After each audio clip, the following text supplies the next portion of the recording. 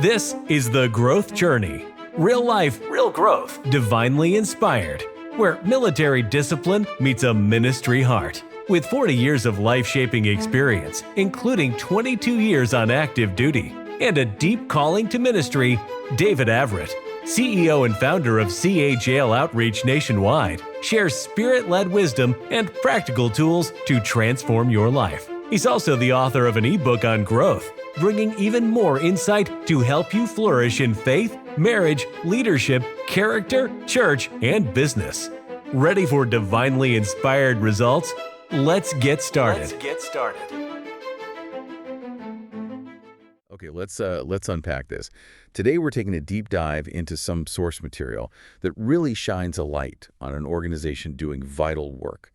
They work with children impacted when a family member is incarcerated. Right. And the source specifically introduces us to the CAJL Outreach. That's the initiative we're looking at, focused on bringing, comfort and support to young people in really difficult circumstances. Absolutely. And our mission here, drawing straight from this material you mentioned, is to understand the challenges these kids face.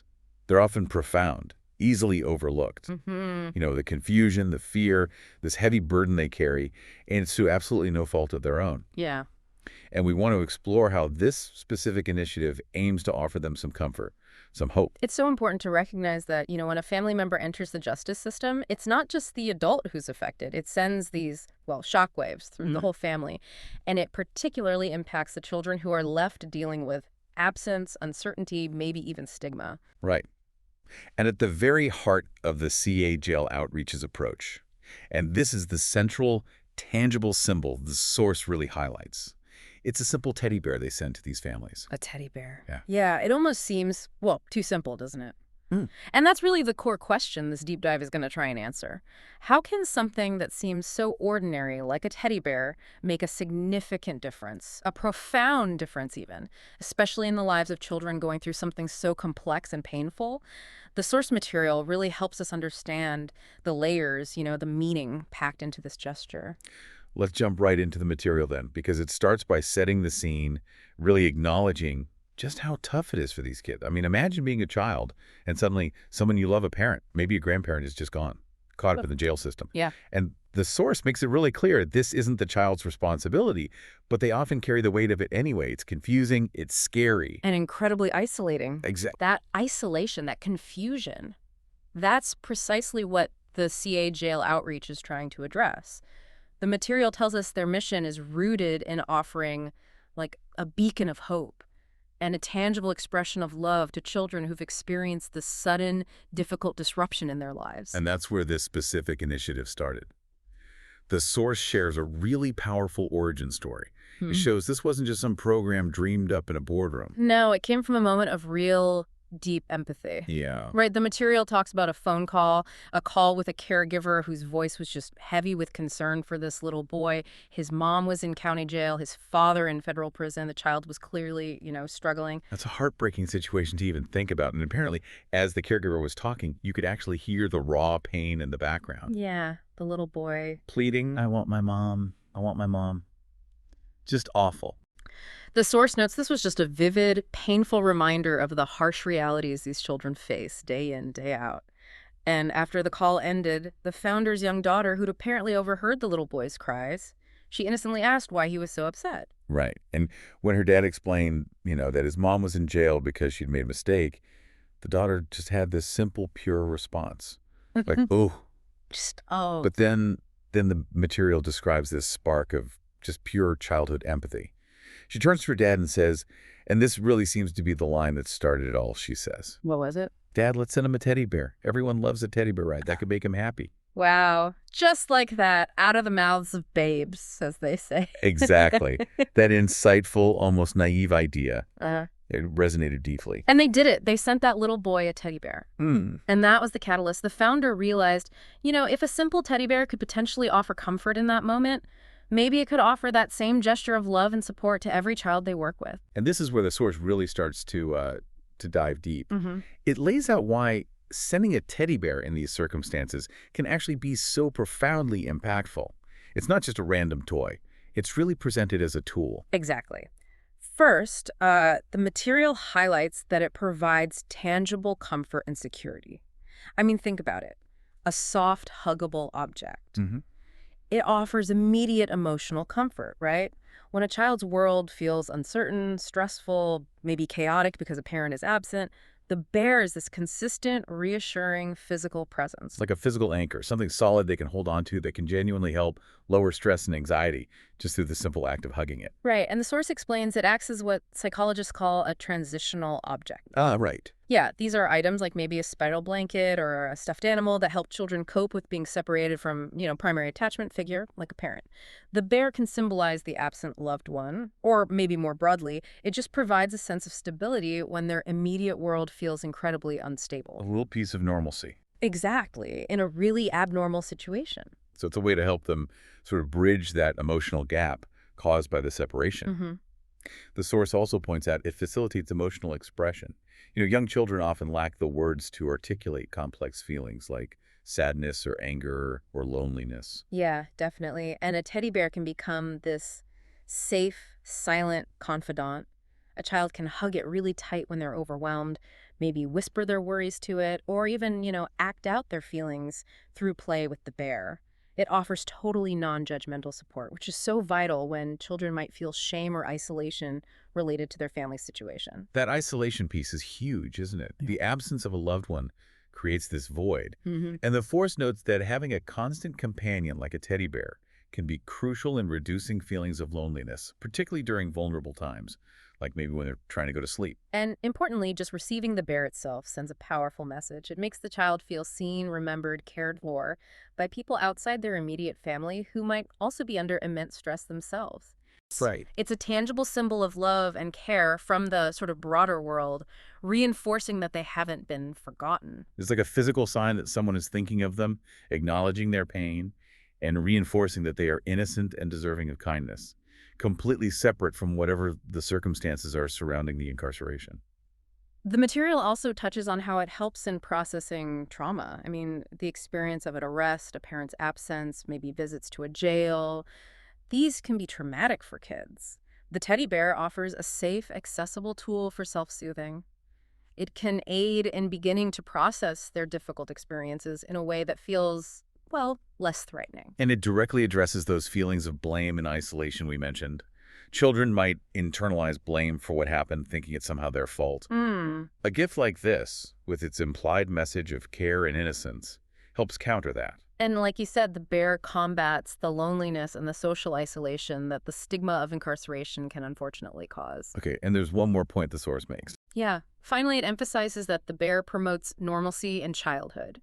Amidst all these adult problems and potential trauma, a teddy bear is just a classic childhood toy. Right. It allows the child to engage in typical play and seek comfort in a way that's essential for healthy development. It reminds them that despite everything, they're still a child.